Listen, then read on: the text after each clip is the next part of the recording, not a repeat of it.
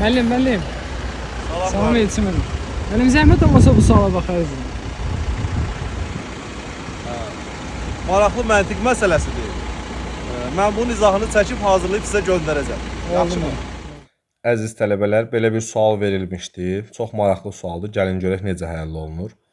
Bizdən D-nin nə olduğunu soruşur. Deməli, birinci növbədə biz nəyə fikir veririk? Baxın, bura 2 yazıblar. Niyə görə 2 yazıblar? 2-nin qonşularında, qonşu xanalarında olan rəqəmlərinin sayına görə bura 2 veriblər.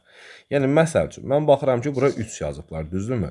Solunda, sağında və aşağı sağında 3 ədəd rəqəm olduğu üçün buranın qiyməti 3-dür. Baxın, bura yazıblar 5. 5-in qonşu xanalarına baxıram. Hansı xanalara birləşirsə ona baxırıq. Bax, 1, 2, 3, 4, 5 ədəd rəqəm var. Ona görə bura 5 yazıblar.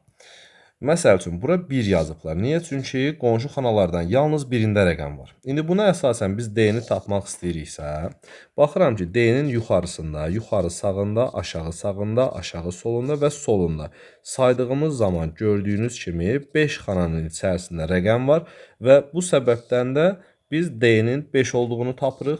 Cavab variantımız Y variantı olur.